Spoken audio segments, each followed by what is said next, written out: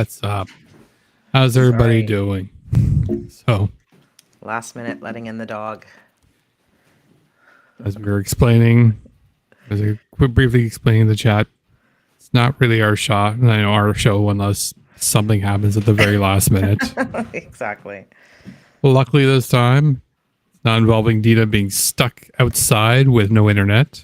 So we're good there. It was minor sort of instances in regard with the application, but overall we are good. How's everybody doing? How is everybody doing? Happy Wednesday, March the 1st. Hopefully you got your RSP contributions set in and getting ready to, if not file your taxes, get it done soon. Get your rebates, get all that stuff done. Yeah. Indeed. So as always, start with the basics. Don't forget auto activism. I believe I did send out the link this time. So that's a good thing on me. It would help even better if I show you guys the logo. And also, as we have our shows every Wednesday night, 9:30, we now also have at the incorrect time listed on this image. So my bad. Our spaces that Deana and I are now doing starting at 9 o'clock. So we will correct the image for next time for sure. But it is something that we started doing about 2 weeks ago, I'd say. Yeah. It's fun. So, and I will absolutely say straight off right away. Deana was the one that came up with the brilliant idea to do the spaces. Having done quite a few of them herself, and she brought it up to me and convinced me rather quickly. I'm not sure how she convinced me to do 2 of them in one weekend. We needed to stay awake. I needed to stay awake. Needed to stay awake. To keep you guys alive. Absolutely. But it was, I mean, the first weekend we did a Friday night and a Saturday night. Yeah. Saturday afternoon, I think. No. There was the weekend before. We did 2. Oh, Yeah. That was the intro. That was the genesis of the entire spaces. Yeah. We did the Friday night and then the Saturday night. And I'm like, why are we doing 2 in a row? She's like, it's fun. I'm like, going to kill me, woman. We did that. Saturdays was obviously a little different last time because it was more of we did the actual regular Friday. So the Friday spaces is going to be a regular thing that we're going to do every Friday. So that's going to be 9 o'clock again. Graphic was wrong. Unless we make some changes in regards to it, but we're going to be doing it from Fridays 9 to 11. And we may do occasional weekend ones, but usually those come and go, depending on availability and what's going on. But the Friday one is going to be consistently, and that's the one we're going to go with. And yeah, that's it. Let's see what else. I did finally get my TV fixed, by the way, and the water heater fixed. So everything's good until something else breaks, which I feel is going to happen the next day or 2. So don't tell me. Maybe it's my internet that's number 3. Maybe my internet was number 1. And 3. There we go. All at the same time. Yeah, because, enough is enough with that. So, let's see what the first thing is we want to discuss. I know what the first thing is we want to discuss. We're going to, speaking of which, we started talking about, which was the weekend. As many of you guys remember, we were in Peterborough this weekend for another drag story time. Yes. So it went well. I mean, there was very little chuddery, convitery. That's true. They showed up, but not a lot. So to highlight a couple of things that we did see, and so when we got there was very little activity, and you're right in regards to the chuddery was much more diminished. There was some local activity in regards to a couple of people with their placards, a couple of people with their signs, some of the church people, but they were very, very well behaving at the corners. In fact, we didn't really get much footage of them because they were kind of, I want to even acknowledge that, they were good that way. The only ones that we kind of focus on is kind of what with the video we have here in regards to, the Save Canada Kids, as well as Freedom Fox, I think is the name.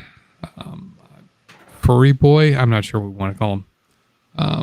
That were more aggressive into the circle, and pretty much everything was quiet until they kind of showed up and they got into what we call kind of the circle fray, to which we enclose them off, engage with them, kept them busy, and the show occurred. And the show occurred quite quietly. Yep.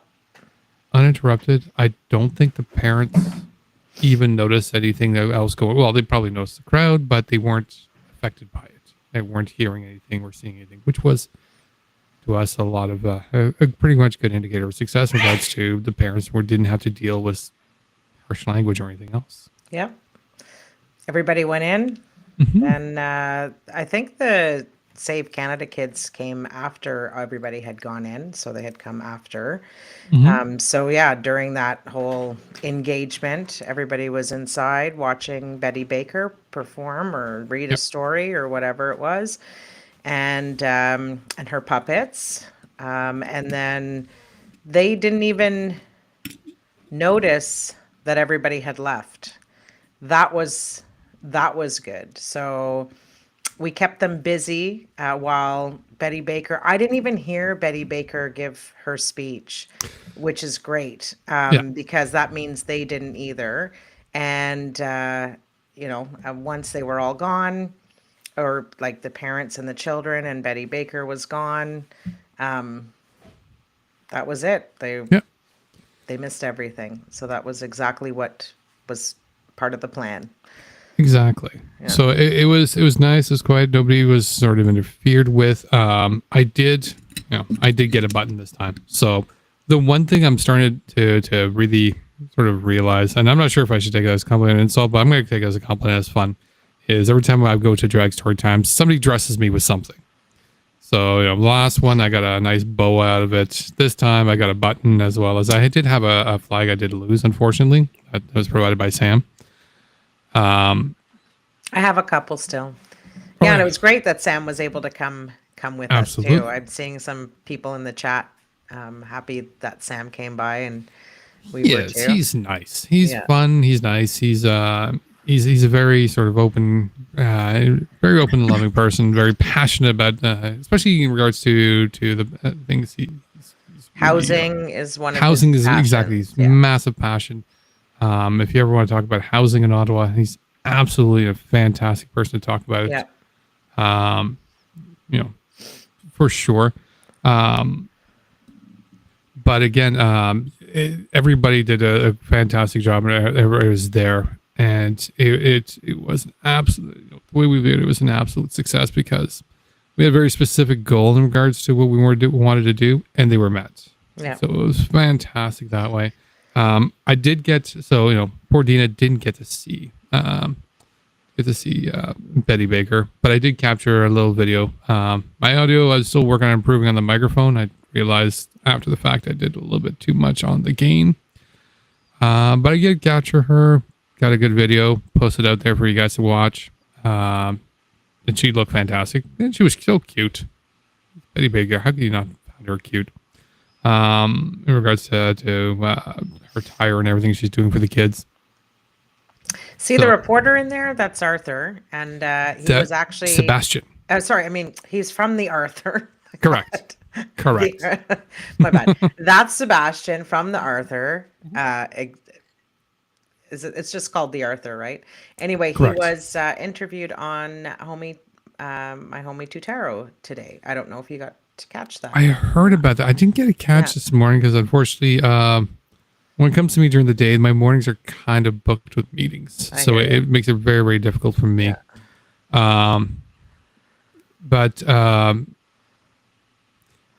I did catch for him. I did have a brief conversation with Sebastian when I was there. So we talked for a couple of minutes, but I was able to give him some info that I'm not sure if he used for the article, but just saying, that you, me, and Sam came in from Ottawa. We want to Yeah. support. We're big supporters. We came in we came in for the last,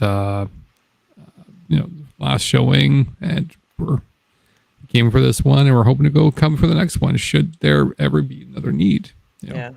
you guys need us, I call us. We'll prefer be not there. to speak to the reporters. I prefer that they focus more on the community that's there.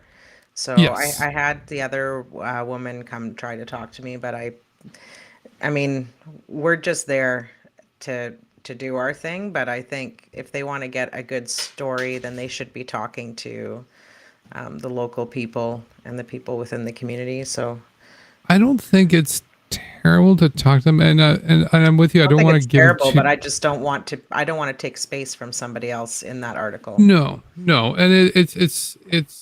But as long as sort of we qualify, like I don't mind giving them 2 or 3 minutes while they give other people a lot more time. Like I'll give them 2 or 3 minutes saying like, yeah, we came in from the other, we came in from Ottawa.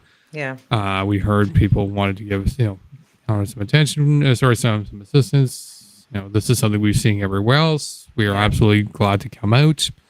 We're a good crowd that came with us, a good group that came with us, and we're I doing just this tell for them it, and that's that it. there's so many other more people that they would be far more interesting than than talking to me. So Oh, they, Dina. well, it is. I'm not part of that community. Just one People second. think Turn you're off that light. interesting, Dina. Turn it off, please. People think you're interesting. That's fine, but I'm not. That story is not about me. They can see me here. They can hear me on Spaces. They can watch me on Twitter, on Facebook. I don't need to take up space in the article that has to do with drag story time. That article has nothing to do with us and everything to do with drag story time and anybody from that community and anybody from Peterborough. Right? So that's sort of my take on it. It's true. It's the only thing is, and this is where I don't think it's terrible for us to talk because we're going to be talking very much in context. This is something I did have a bit of a think about today. I'm going to use that term, think about, just as something. And it had to do a bit with some of the stuff we've discussed before in regards to how you and I interact with events versus the convites. And it brings me back to the whole Iranian protest, the one we jumped into. Actually, well, no, you jumped into and I had to run and catch up. So when Dean and I as activists also kind of participate in events in regards to other protests, yes, we'll come and help out with drag events. We'll also go to the convoys in regards to the convoy reunion and participate there. But we'll also, for example, the Iranian protest. We jumped in and I documented a little bit more while Deana and Camilla were much more part of it. And it was very much, and it's something that we very much do. When we're for that protest, we're for that protest. We're not carrying our message, like we're not carrying our flags to say this, our message is part of yours, or we're taking your message as part of ours. It's very much, this is Iranian protests. We're going with the Iranian protests. We're the drag story time. We're going to be just doing the message of that. Where if we're yelling at chuds during a convoy reunion, well, we're doing whatever we want because that's just a shit show anyways. And so with that thought and vein, I'm like, it's okay for us to talk about it because when we're going to be talking about it, I know we're already in that mindset of that event. And yes. Oh, I don't mind talking about it. Yeah.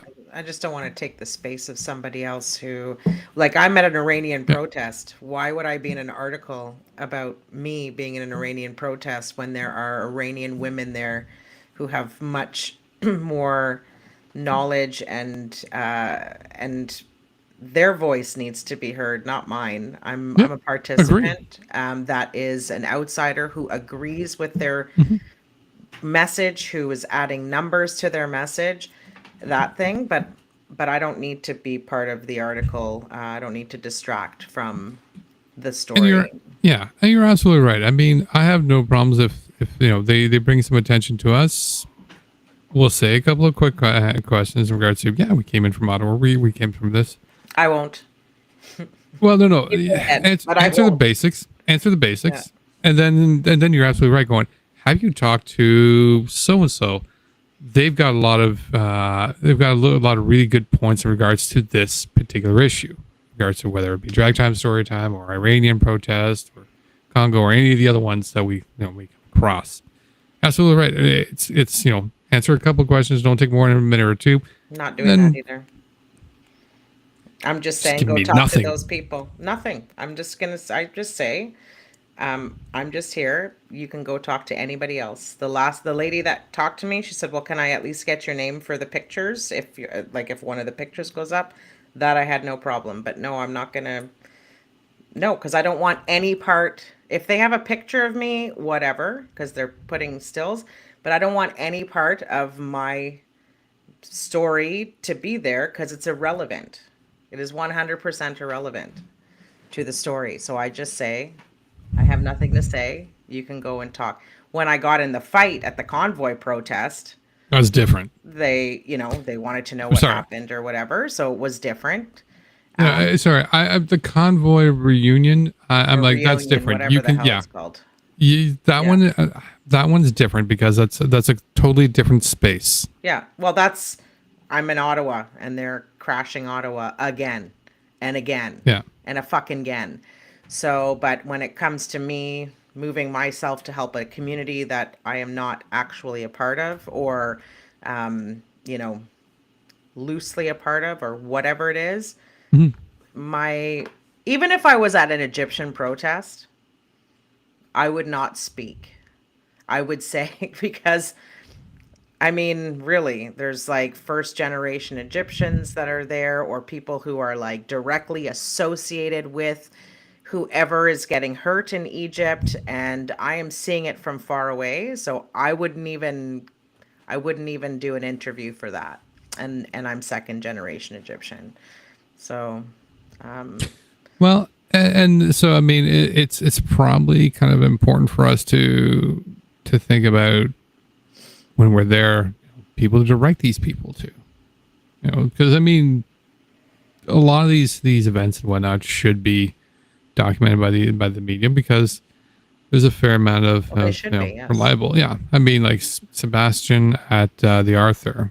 It's that particular one. I know it's a student newspaper. Student newspapers tend to be very left wing, so we don't disagree with them very much. And they're doing a hard work, and I heard Danny talking about it in regards to what what kind of budgets the Arthur has to deal with, and it's a university budget, so it's not the greatest. So there, but it is I think it's important for them to do it because it's educational. Like this is your next set of reporters are going to be coming from places like this. Yeah. I think So that part's important, but I also absolutely. in today's episode, my Danny was trying to find out information about the city council meeting that happened, to discuss that, and he was able to get more information from the Arthur and from Sebastian than when he was like searching online for stuff. So Yep. the student newspaper, my sister, long, long, long time ago, was an editor for the Fulcrum, for Ottawa U, and I don't even know what the Carleton one was, but she did both. They're really deeply involved in local politics and what is happening right in their space, like what they're directly impacted by, which is what you and I are directly impacted by. Mhm. And so, they're far more, they'll discuss it far more than any other newspaper or whatever, unless something massive happens, and then you'll get more than a 3 paragraph blurb in the CBC or whatever global news, or those things. So I the It's probably one of the best local papers you'll ever get is a university newspaper, in my opinion. They work a little harder. Yeah. They got younger energy, and Yep. they do have a bit of a passion. There's a certain rawness to it that is good and flawed at the same time. But yeah, it does give you a nice perspective, especially with this particular younger generation. They are getting. I think they're good. I think we're okay. But yeah, so this was still, like I said, a fantastic event. I think in this particular event for the story time, fantastic. Yep. Nobody was interfered with. Nobody was bugged. The parents went in and out. I don't know how uninterrupted they were. And I think Dean and I will both agree, just because where our location was, in regards to, if you look watching the footage here, we were, it's hard to tell. We didn't have a drone. It's coming. I'm kidding, but it's not coming. The police had a drone. So the police that's had a drone. important. Yeah, so It's actually really important that we bring up the fact that okay. there were eyes in different places. So, you had Howard standing right next to me with his stupid phone right there. You were up on the bench. There was me. There was Dax. Is that her name? The girl that was with the Dax Neeson or something like that. Dax, no, McGee. Liggy. No, McGee, as in McGee. like the daughter of. Oh, Melissa McGee. Yep. Of fucking course. Shit. How did I not put that shit together? Yeah. They look very similar. Okay. Got it. Understood. So now Dots are connecting. The boys have been collected by the biker church. Hilarious. It's past your bedtime, Monty. Go to bed. Anyway, oh Lord have mercy. Okay, yeah. So Dax McGee, she had her phone, and then the police had their drone, and then maybe there was other people, but definitely that was what was happening in that circle. It's. I mean, this is not something we've never discussed before, which is everybody. It's 2023. Everybody has at least one camera on them. Yeah. Which, that being their cell phone. In some cases, they may have more than one. Myself, and a few others. It's so the idea that people won't film you. No, that ship sailed a long time ago. Yeah. And as you pointed out, there's people on every side that's filming. That's going to happen. In some cases, more than one camera. Absolutely. Oh yeah, we're forgetting the journalists. I'm seeing Sebastian on the screen now too. Yeah. So the journalists are also documenting. Yeah. And there's from all different from all different positions, different angles that they're filming. And then, as you pointed out, I don't think I caught any footage of it. I think you might have caught some footage of the drone itself, and it was. I'm pretty confident it was a police drone. It was. It was, yeah. That's the consensus. It was a police drone. I can, with certain assertion, say it's a professional drone. The size and the style it was looked like a professional drone, which made me think, yeah, there's probably a police drone to keep an eye on the entire area. They're designed to stay within the air for a longer period of time, film for an extra amount of time, keep track of, from high in the sky. It's like a police chopper without, the full scale of police chopper. So it's kind of good that way in regards to budget. But I mean, we've seen the drones being used by police in Ottawa before during the convoy.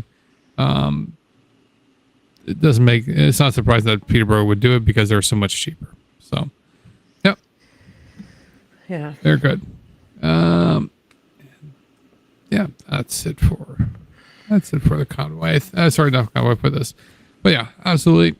And I did finally get to see briefly Betty Baker at the end. So that was kind of nice. That was kind of nice and happy. Are you guys saying that you kicked Monty out? Is that what you mean? He got the boot? I believe so. He's gone. Okay. I believe we He's too do young have. for this show. It's true. We should put an 18 plus on it. It's you know, there. We're a bit at 18 plus. You know, Deana and I have been known to be a bit foul with the language occasionally. I don't think foul language means 18 plus, but that's okay. You guys know Fair. me. Fair. All right. What's next? Oh, I know what's next. Give me a second. Is it Jeremy? It's Jeremy. So Jeremy. So as I'm prepping this, because this takes me a second. Is it here. Jeremy though? We can just introduce him. Okay, so Jeremy. Yeah, it's Jeremy.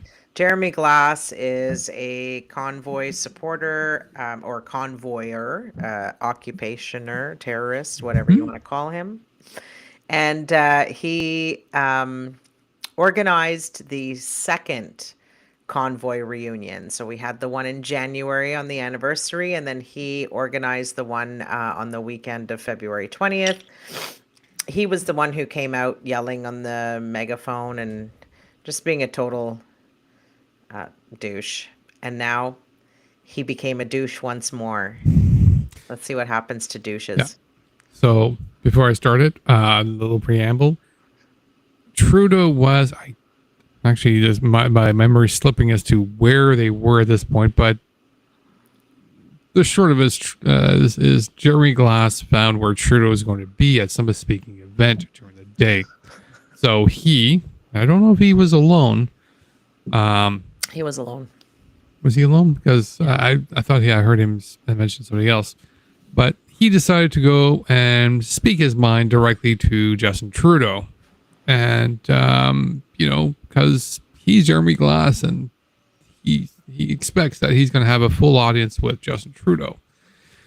Let's see how that works out, kids. Sorry, I'm resuming my live here. Again, I don't quite know what I'm doing. I'm hoping I'm live. But I am parked beside the motor parade or whatever you would call it for Justin Trudeau. Oh, we're on the move here, people. Holy cow. Go. We're on the move. That means I'm on the move too. I should have left my keys in the truck. I probably didn't. Oh, I did. All right, kids. Let's see. Gotta get this phone off me.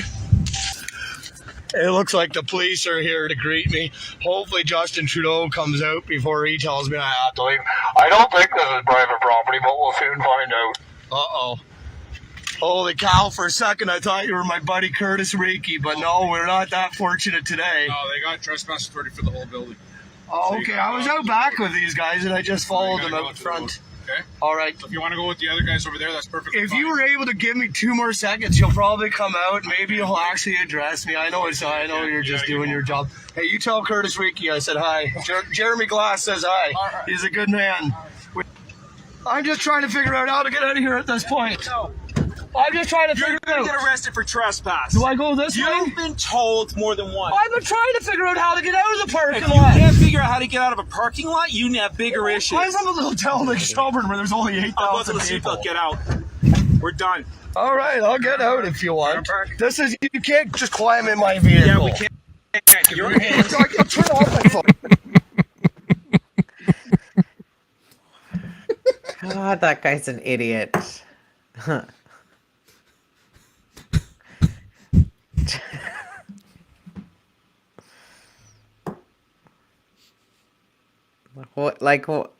I don't even know what to say to that other than, like, what an idiot. Oh, do I go this way?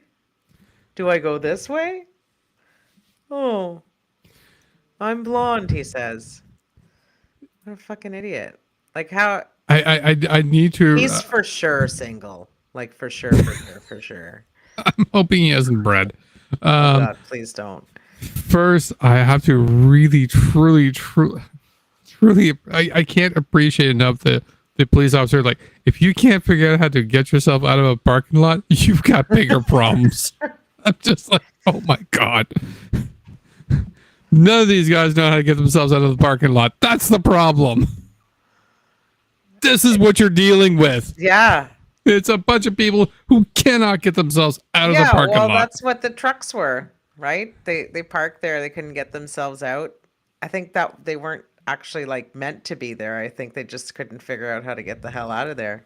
Well, the trucks that you saw speeding off, those were the Prime Minister's security detail. No. I'm talking about during the convoy in Ottawa. Oh, yeah. I'm surprised they were able to never figure out how to get in there. It was weird. Again, once in a while I'll mention this, like, we're not dealing with the Mensa crowd here. This is not the top. Tequila Bear says no, he talked about being a role model for his daughter and his wife. That's a role model. I'd be so embarrassed if that was my dad. I'd die.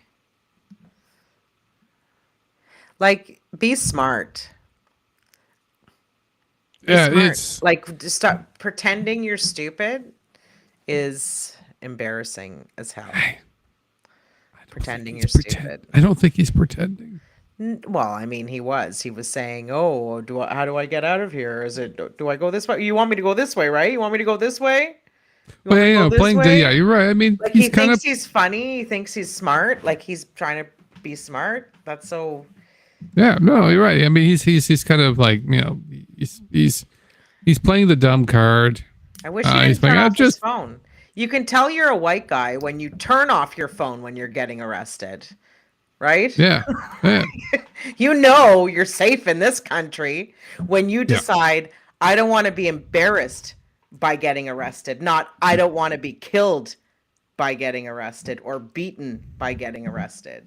And there's like a perfect. Yeah, and there's a fair amount of entitlement to the whole thing too, because I mean, it's up there with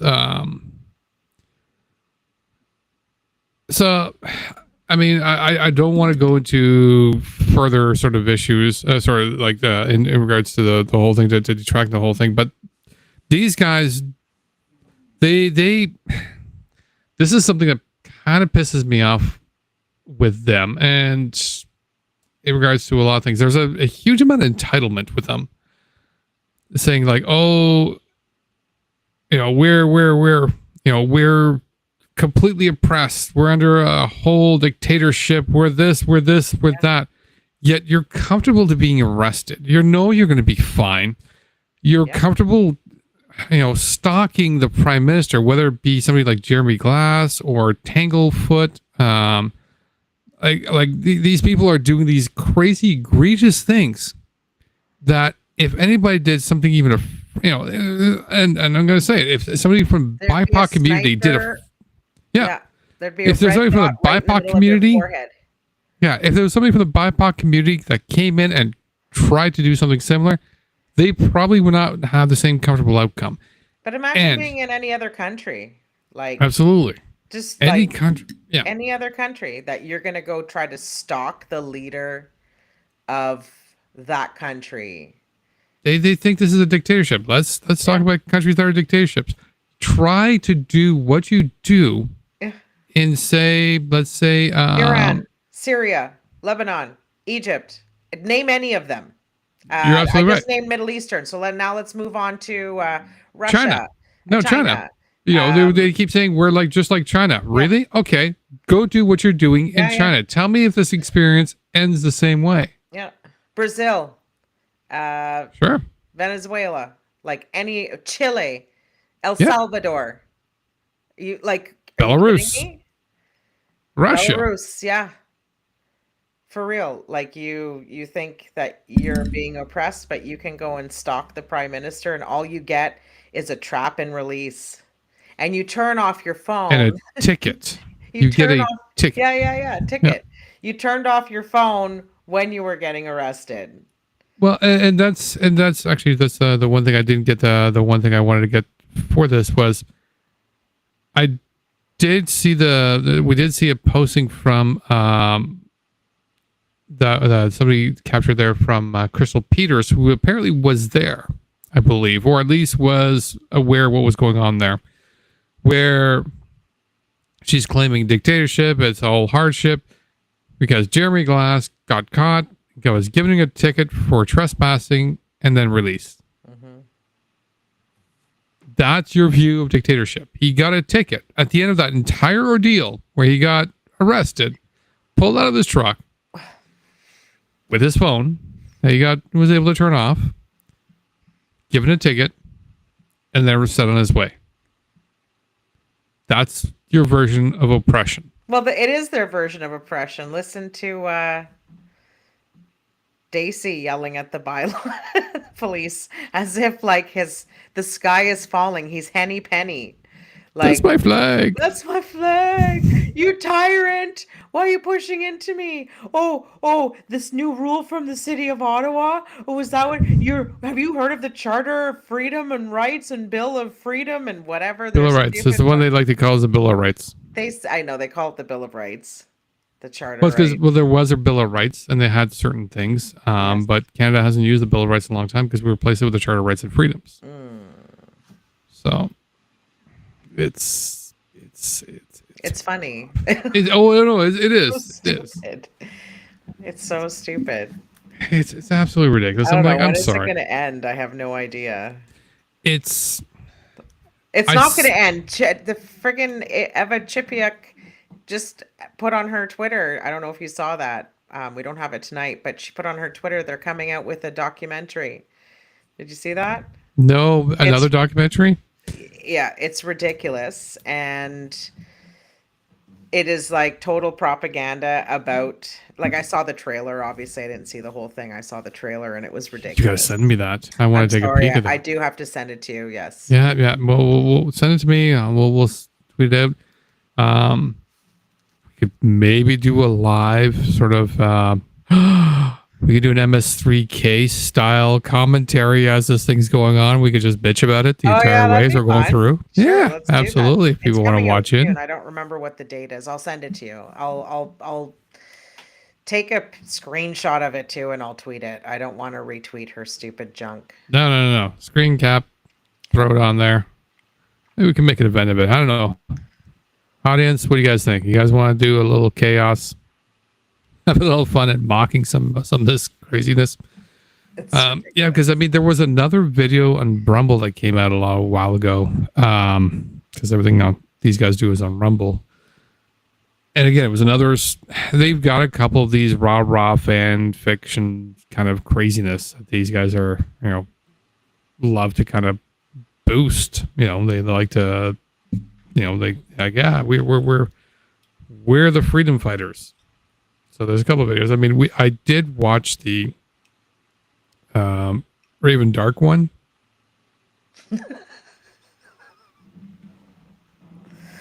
That one is like, there was no storyline to it. It was just. He marked off where the acts were, but I'm like, I don't see it, but it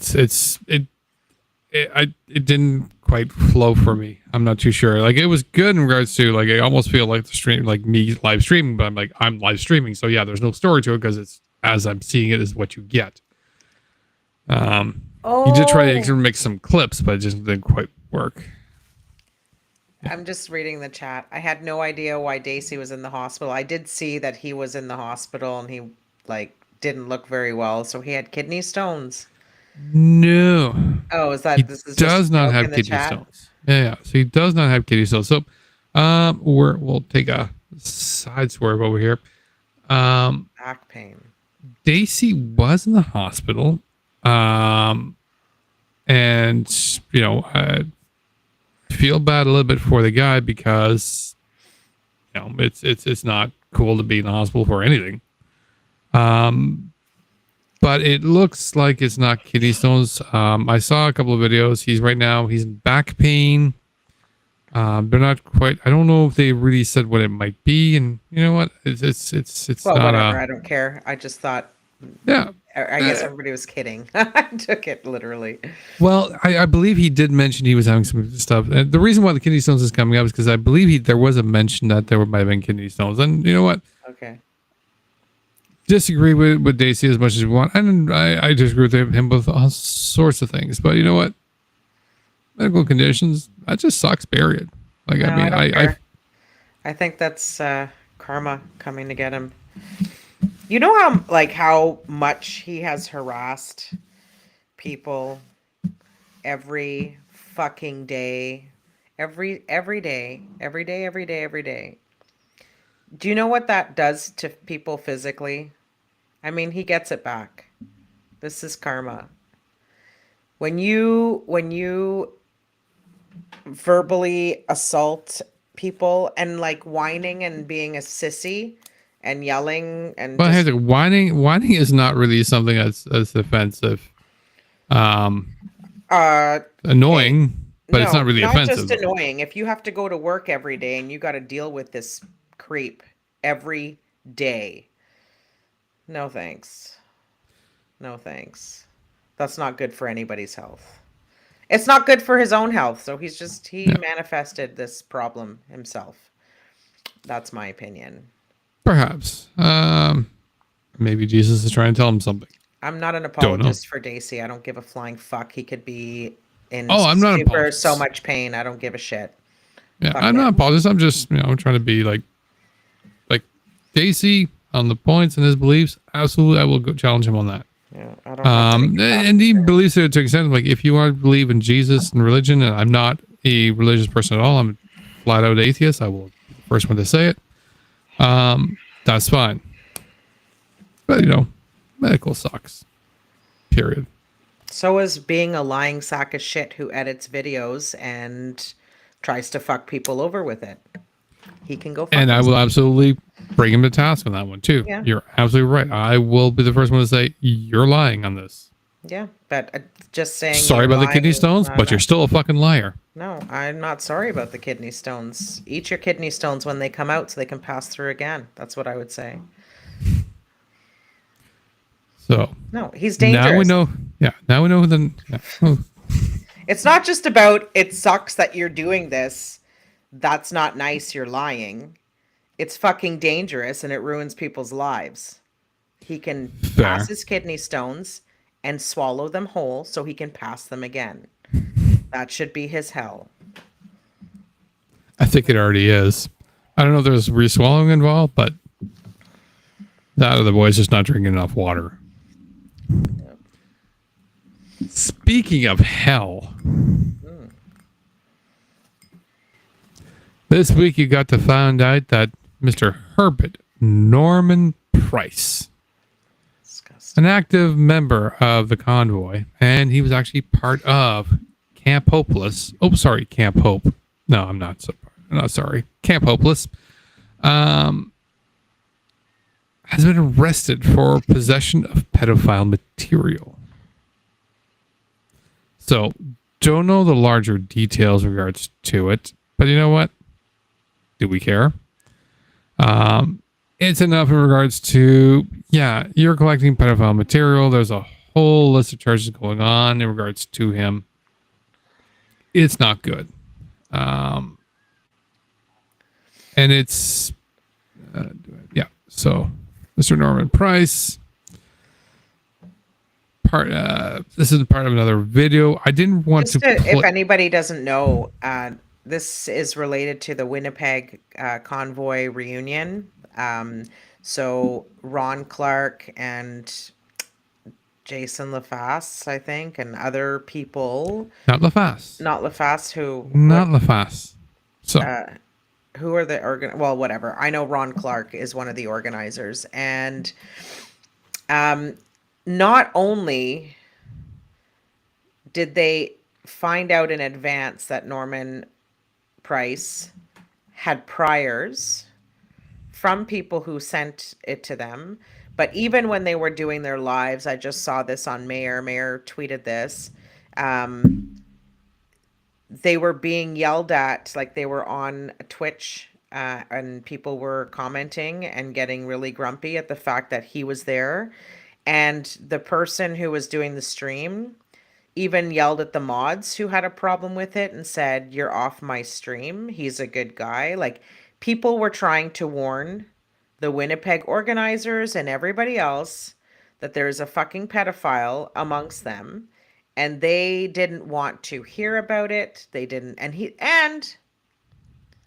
they made him the head of security. They gave him I mean, it's just security. I get that. But that is a position of authority and probably the highest position of authority in that stupid, dumbass He's shindig significant. of theirs. He's Yeah, significant. Yeah. right. Because he's supposed to be somebody everybody can trust, right? And then he also dressed like a freaking teddy bear for the kids. Pedo bear. Pedo bear. It's ridiculous. And as if people shut their ears to that. And I'm sure somebody like, and then when he's there, does anybody say anything to him? Like they only wanted to do it behind a keyboard? What the frick? Like it's just so messed up. So that's who this guy is. He went to the Winnipeg thing with open arms, the Winnipeg convoy. Yeah. I Whatever it mean, is. I want to call it a memorial so that it can just be over.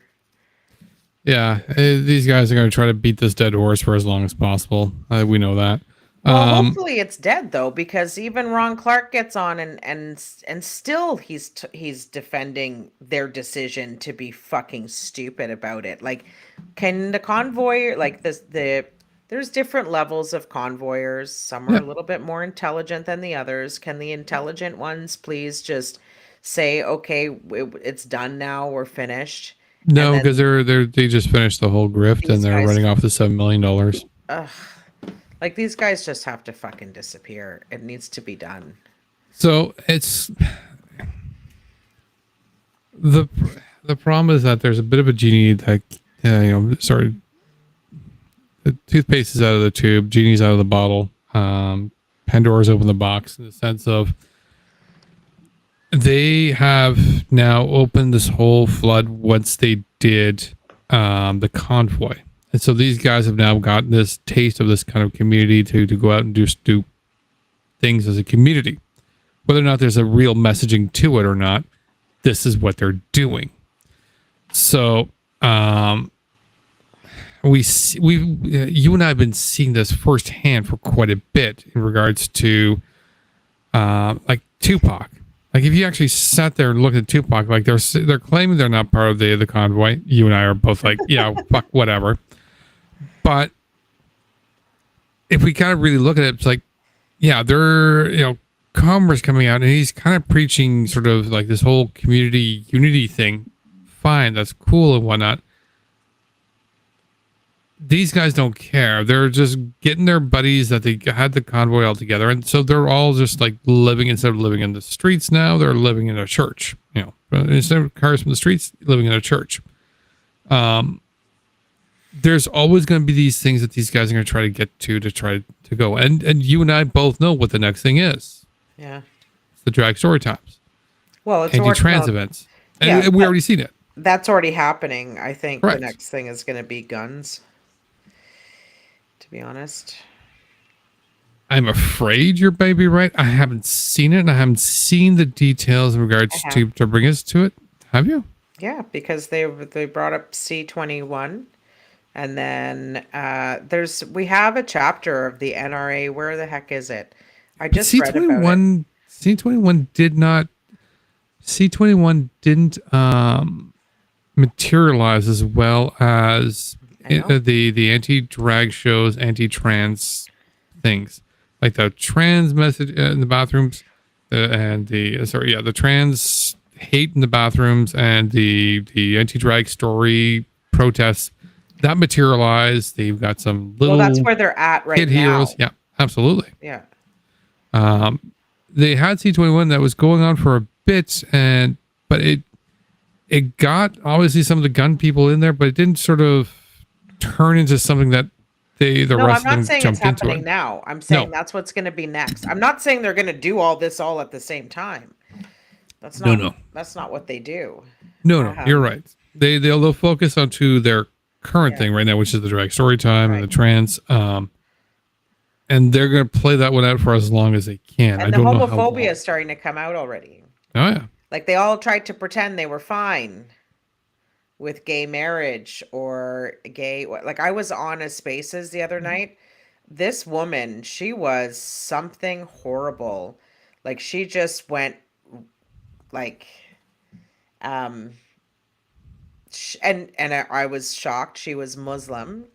I guess I'm not that shocked, but she was Muslim. She had a hijab on, and she just went full on homophobe, um, talking about how uh, like we need to end this blasphemous whatever homosexuality.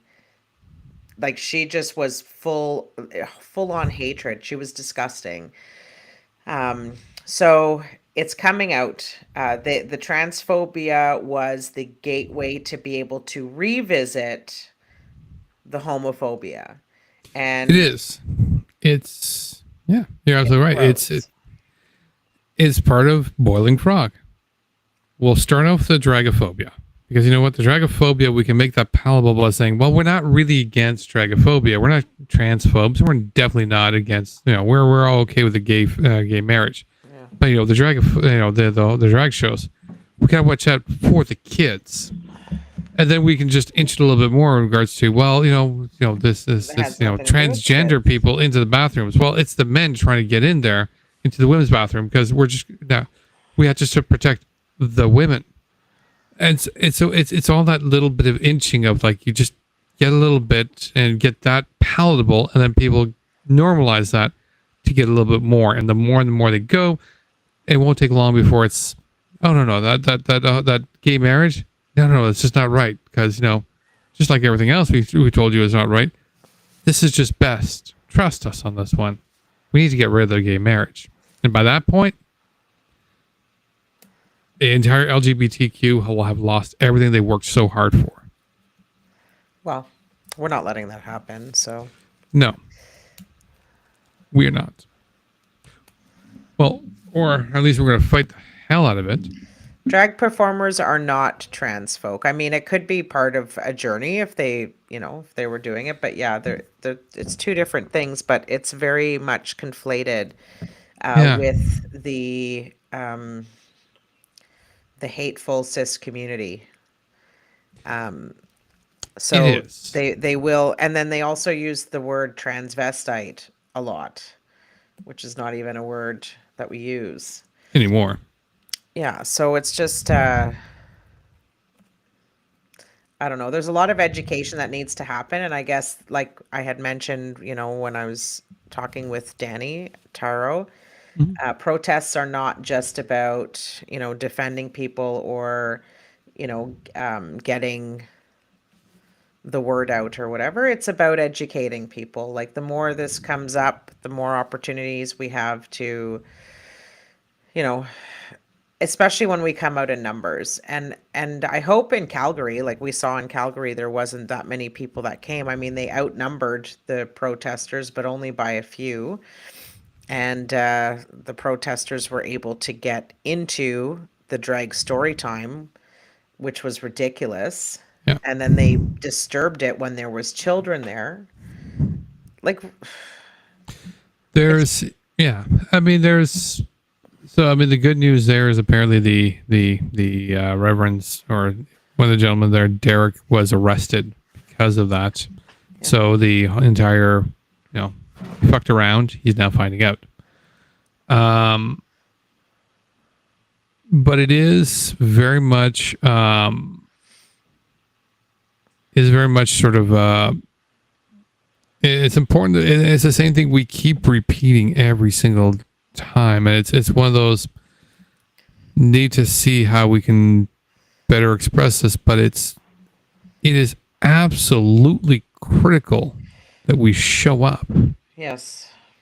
I mean, the first time that Deana and I were at Peterborough, it was massive unaddressed numbers. Yeah. It was incredible. Second time we were at Peterborough, and then NAC Ottawa.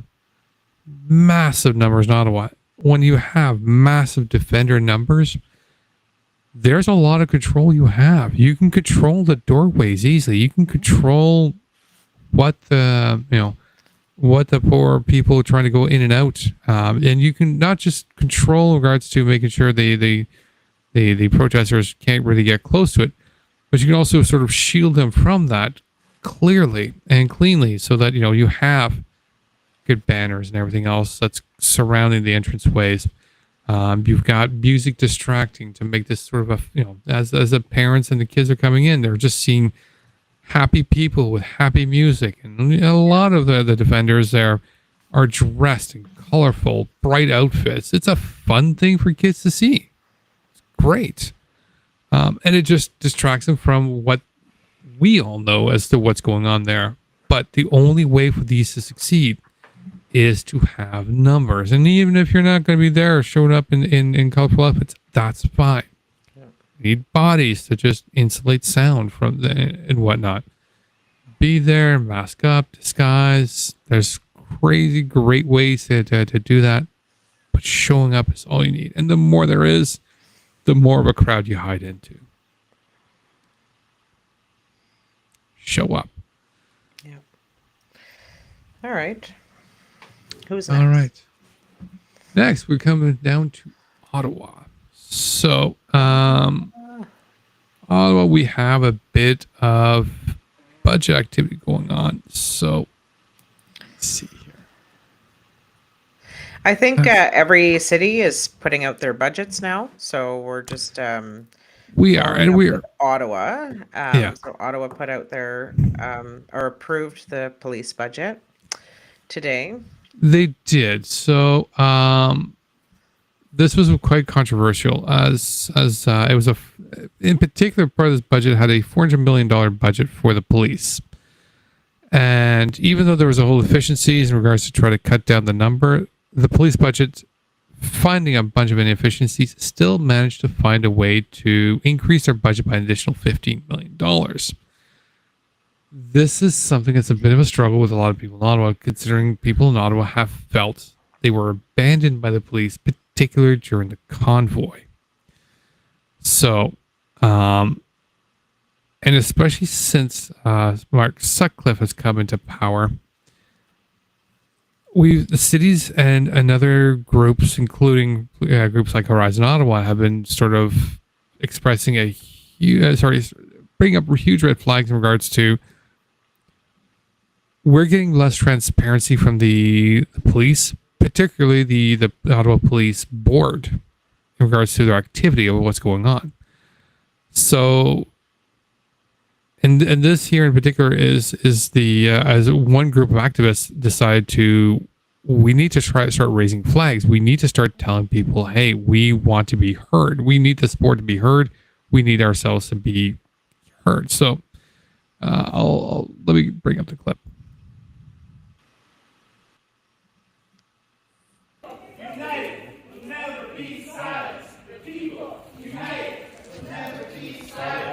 I'm sorry, I'm going to ask you to stop disrupting the meeting, please. Would you please stop the disruption and...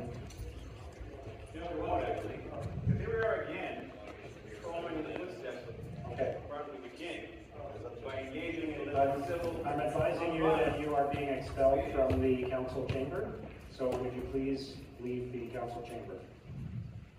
The people united will never be silent. So, we're engaging in an act of civil disobedience. We don't get a mob.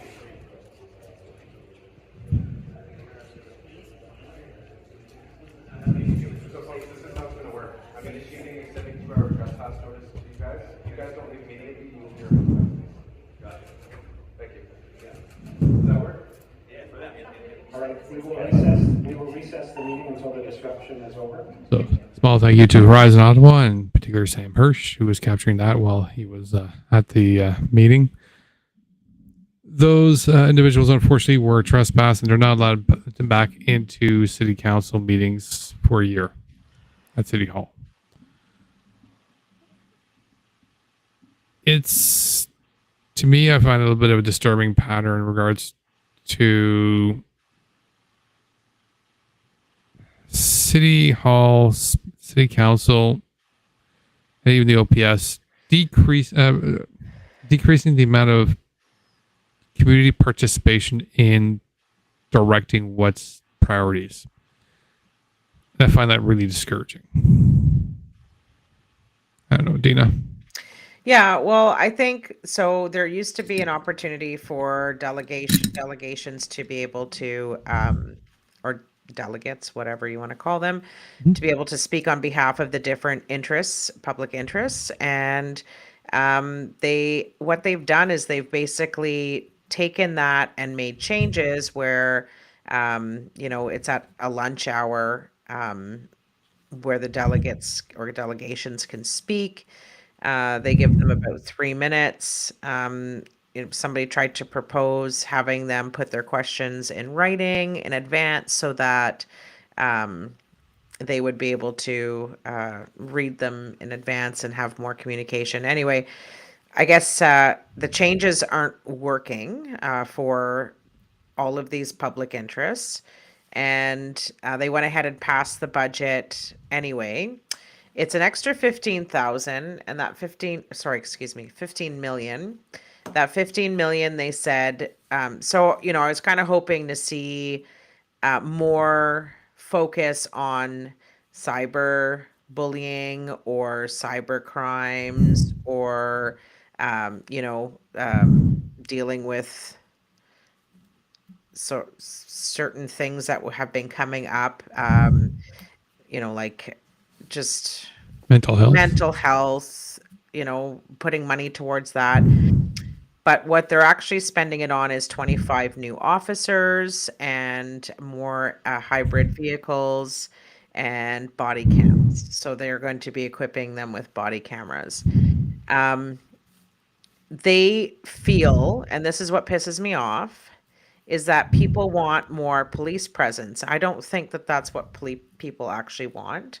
They're saying in urban areas, downtown, the Byward Market, people want more police. And I think what people want is actual solutions to the problem. And we all know that the police are not the solution. And so, we need the priorities of the council to start paying attention to what the problems are and to actually fix it. So the homelessness problem, they just fucking deferred a decision to build an 80 unit affordable housing in Orleans. 80 units. Why? Because it was short 9 parking spaces. That they had 71 parking spaces instead of 80 parking spaces. Yep. That was, I believe that was Ariel Troster that was trying to push, like, why are we bickering over these 9 parking spots when we need Who the 80 cares? houses? We're talking about 15-minute cities right now. Mhm. Right? Like why are you delaying? People want a place to live. They don't fucking care about the cars. Yeah. Why do we care about the cars? If our public transit system was any good, why would it fucking matter? If our bike paths were good or that we had bike lanes specifically on the roads, why does it fucking matter?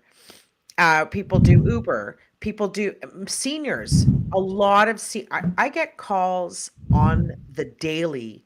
People aren't just calling me saying, "Hey, do you have any vacancies?" They are giving me their desperate stories. I have their emails telling me that they need something now or that they, because they can't afford where they are.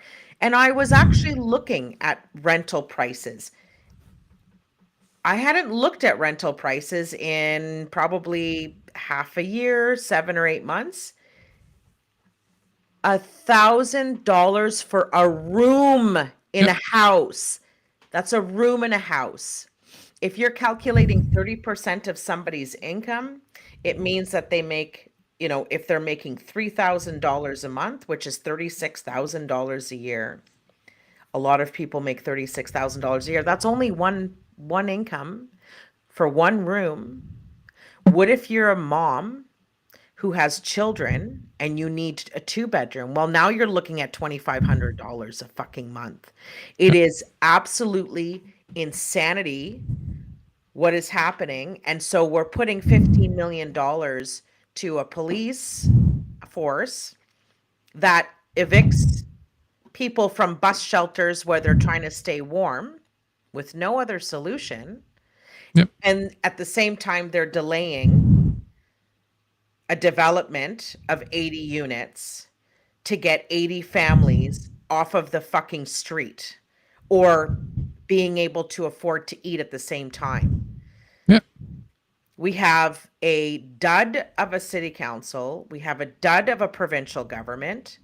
None of these two who are responsible for our housing crisis, none of them are doing anything at all for us. It's absolutely devastating. And instead, they want to hire 25 more police officers to be able to police poor people. That's how I see it. Yeah. If I was to run, I never will, because I'm a horrible idea to run. So I think this is something we should push for, is we ban police from kicking people out from any particular place unless the police have a place to bring them to. You have a shelter you can bring them to, then yeah, you can kick them out and bring them to the shelter. If you have any sort of alternative housing you can bring them to the alternative housing. Let them build their tents. Give them a space so that they can put up their tents and don't take down their tents. Yeah. Don't kick them out of the space that they were in. Like that fucking time that Chris Dacey outed Tent City that was perfectly well hidden, and because he stuck it on his stupid live stream, the next day they were all gone. Mm-hmm. Yeah. He's like, well, it was a problem. They shouldn't have been there. Yeah.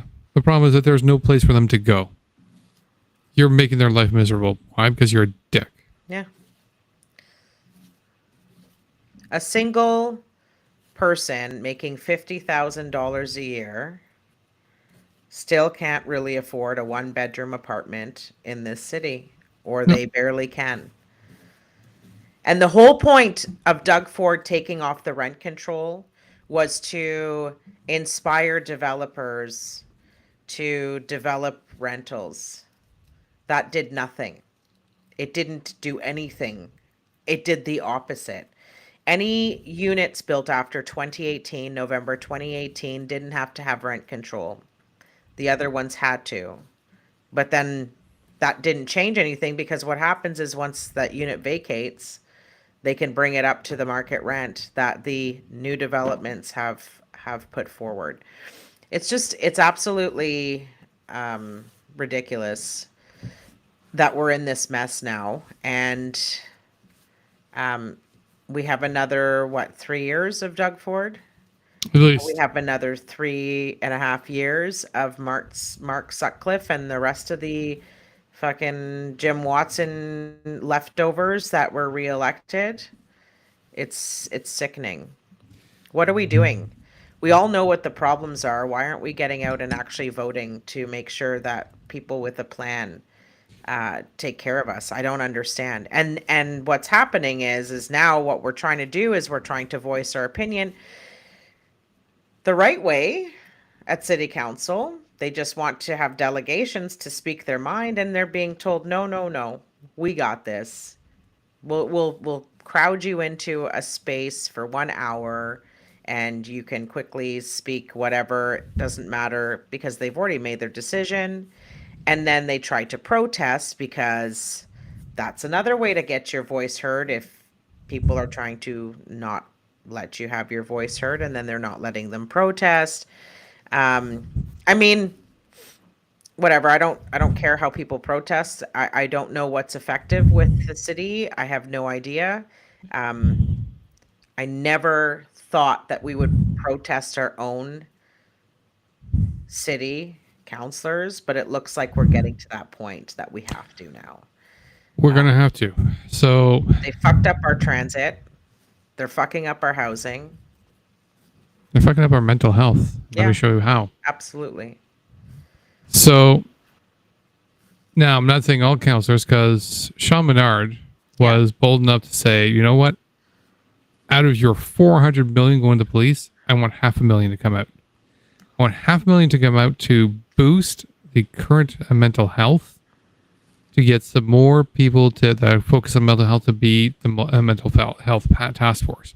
If anything, that's going to save a lot of money from the police by having specialists to come and take care of these particular situations. And again, $500,000 out of a $401.2 million budget. Yep. As he worked at the math to be, that's less than 0.12%. So let's do a quick analysis, people. How do you think it turned out? Deshaun Menards, there were 15 nays for his motion. Here's the 10 yes. So the councillors that did vote for it were King, Devine, Johnson, Bradley, Troster, Leaper, Kavanaugh, Menard, Plante, and Brockington. Let's take a look over at the police budget, who got 17 yeas and 8 nays. That's King, and the nays were King, Devine, Johnson, Bradley, Troster, Leaper, Kavanaugh, and Menard. What, not Brockington? Yeah. That one I'm keeping an eye on now for sure. Yep. So it's quite clear that, yeah, you need to start calling these people out. And we've got the way they're voting now. We need, if we want to see some change. We know who we need to be calling all the time, nonstop. Yeah. Yeah. We should actually post that and their phone numbers and their emails. And we should be calling their constituent offices nonstop. This is it's absolute insanity. Probably one of the largest demographics right now of poor people are seniors. They have their fixed incomes. They don't need cars, not all of them. I mean, of course, there are a lot of seniors that drive, but I work in co-op housing. We have a lot of people who don't drive. They take paratranspo, they take the OC Transpo because it's free on Wednesdays and Sundays. It's also super cheap to get a seniors pass. Yeah, when I had that couple that was living with me, the senior couple, they loved taking the bus. They took the bus all the time. Even when I would offer to drive them, the bus stop was right in front of my house. So it's not, they were just like, nope.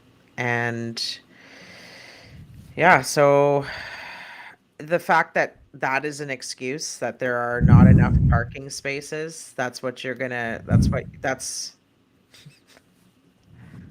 we need to bring out people who need housing to these places, to the council meetings. The next time they need to vote on an affordable housing unit, we need to, and it's an 80 unit building, we need to bring 80 families out. We're ready to move in there any day now. We've been waiting 10 years, 5 years, however many years to be able to afford it. And the longer we wait, the higher the rent goes. $2,500 for a 2-bedroom unit is absolutely insane. I was even looking outside of Ottawa.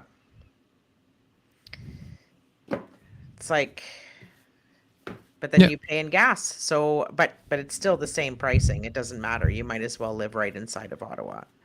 It's kind of an application of it's more expensive to be poor. It was 100%. It's more expensive to be poor. I remember being poor. Yeah. Yeah. It's more expensive to be poor because there's a whole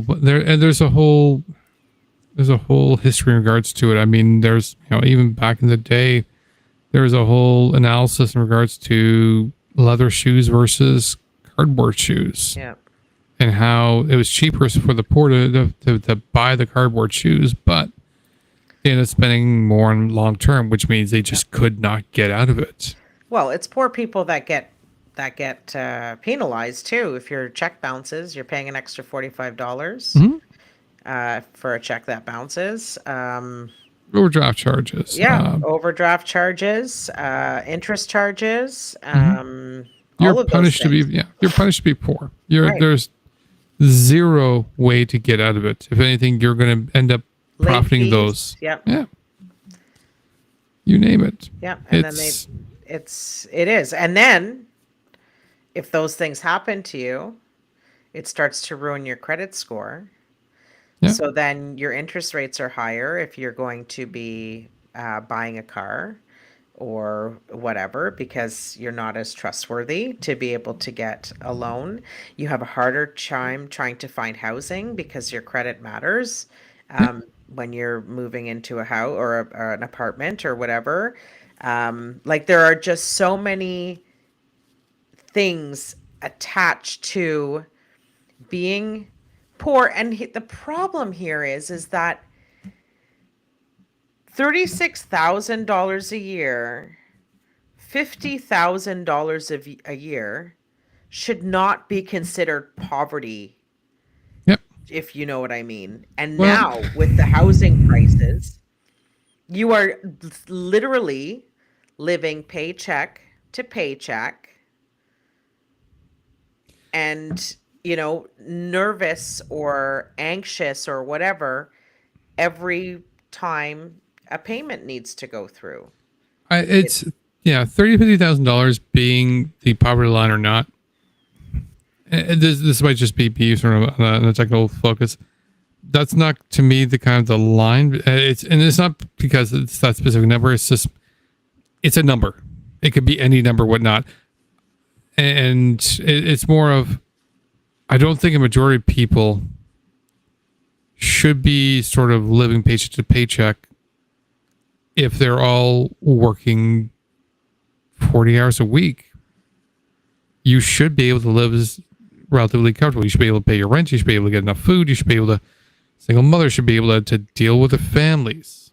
If they have children, you should be able to do what you need to do. And you should not be suffering because the entire economic system is set up to go against you. Yeah. It is. I remember being poor. I'll never forget being poor. I remember working like I was a newspaper girl. I had 2 waitressing jobs. I was fucking tired all the time. I still found a way to take my son out and do fun things. Mm-hmm. It was a struggle, man. I was tired. And that's the other thing that comes with poverty too, is like just your health,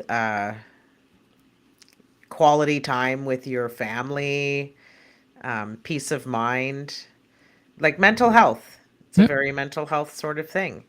But I was fortunate enough to be able to keep persevering. I cannot even imagine having a disability in Ontario. I can't.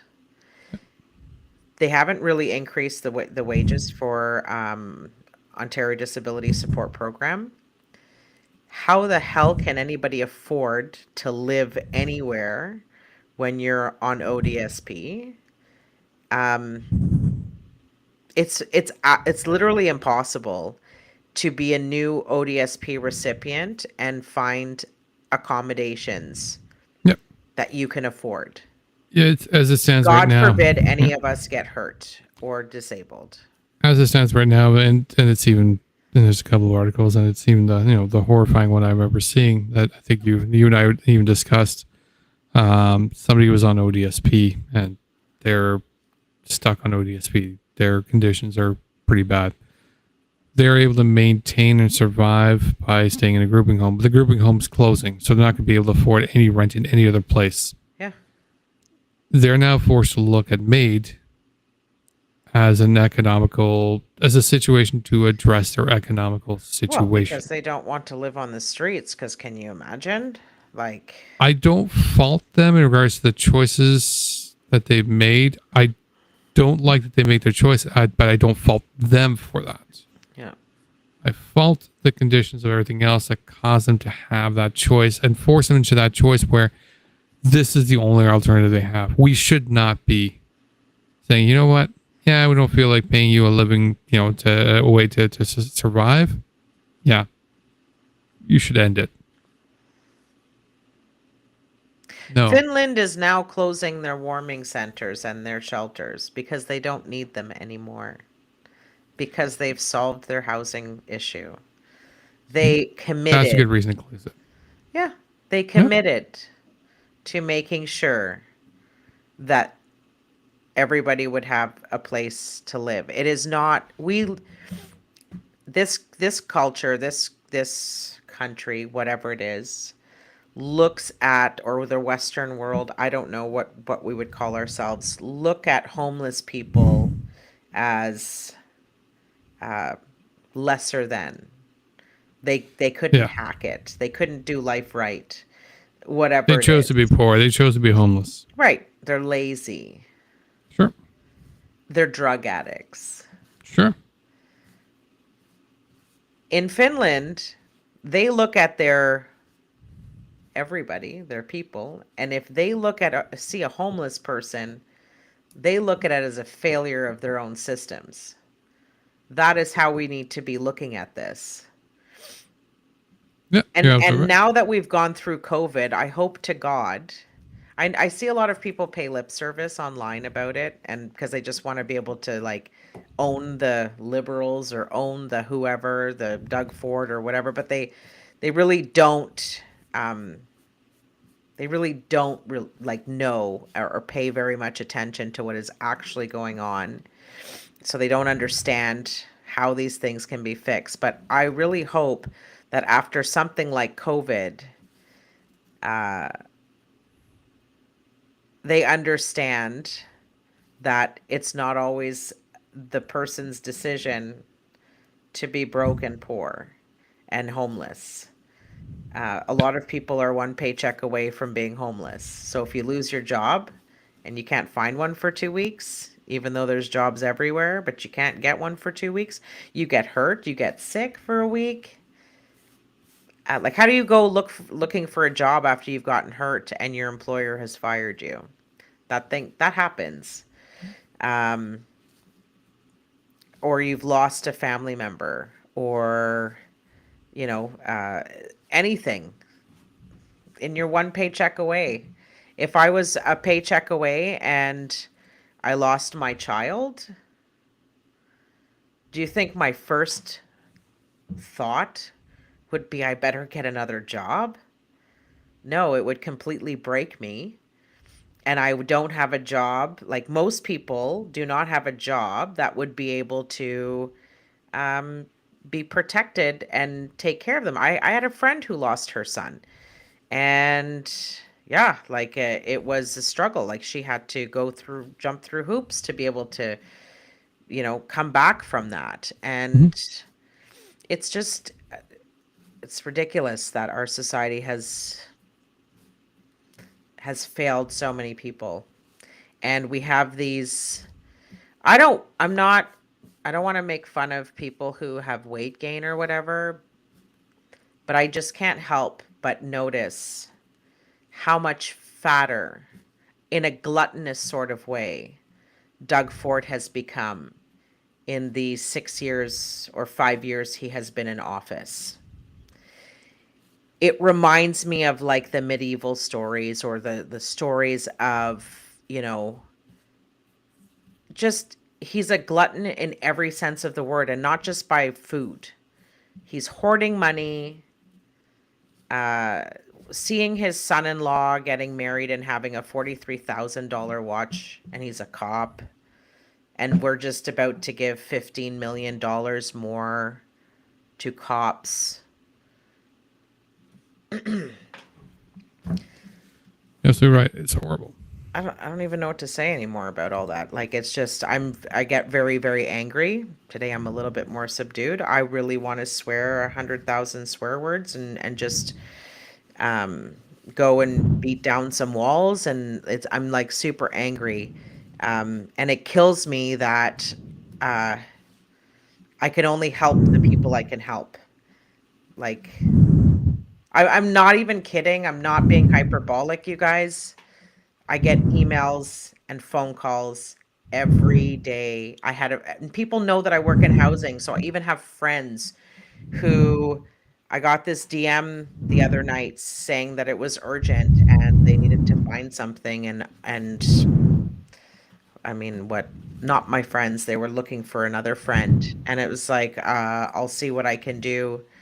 Like, I mean, maybe we start showing these numbers. we're in a crisis. Maybe, if you're getting a fair amount of these calls, maybe we find a way, like, to don't need to obviously, we're not trying to dox them or anything else, but we do want to sort of document. Spreadsheet.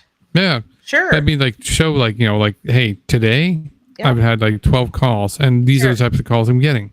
Yep. Again, keeping it vague, but at least to start showing, like, this is real stuff. Like, this is the real stuff going on. So it's, yeah, let's see if we can, like, there is problems and people are just barely surviving. And Let's to see if all we can of get a those little bit more. landlords, if anybody is listening, if you don't need to make that much money off of your rental, what the fuck are you doing? Yep. What are you Absolutely. doing? Because you're part of the problem. If before COVID, my goal was, this was the house that I live in is the first house I've ever bought. I barely made it into the market, and I'm glad I did. Because I don't make I don't make a shit ton of money. So I bought this house, and then I thought, okay, after 5 years, I should have enough equity to be able to put a down payment on another house so I could make it into a rental. I'll buy the house that I want, and the house that I have here was going to be a rental. Because I was able to prove myself and pay and blah, blah, blah, right? That's how it works. And I would have put some money aside. Then COVID happened, and all the changes that were happening, and all of a sudden the housing market skyrocketed. So that dream was crushed. Yeah. But I wouldn't have, like, it would be nonprofit. It would be just breaking even. I know how to run a business, so I know how to run my own rental to break even. Obviously putting a little bit of money away for capital replacements, but it would have been affordable. Because my house is my investment. Why do I need to make an extra $500 a month? I don't understand. Why would I need to do that? Eventually I would sell this house, and then I would have money. Like, you know what I mean? I Yep. don't. And then if you want to make money off of your rentals, then scale up and keep buying houses, but don't kill everybody who's trying to live in there, so that you can live. That, if you know what I mean. Like, Yep. the landlords are part of the problem. So Alright. we need more nonprofit. We need more housing co-ops. We need something. We do. And we're not going to be able to solve the whole thing now. Nope. But we're still going to keep fighting for it, though. Fight. Indeed. Show up, fight, protest. Even something as simple as just calling up that counselor make the difference. Yep. Till then, we're going to shut down for tonight. Leave you one last video. A good one. Exactly. Something to give you guys a little bit boost. Till then, good night. And if you guys want to, you guys can join us on Friday for Yes. Twitter Spaces. 9:00. Indeed. Till then, I'm also going to rate everybody that's on Twitch out to probably McCheese, so you guys will be popped over there. Yes. See you guys later. See you. I'll show you. This happened now over the weekend on Google Maps. If you search Camp Hope on Google Maps, that's what it says there. Ram Ranch, Camp Hopeless. They hacked into my Google.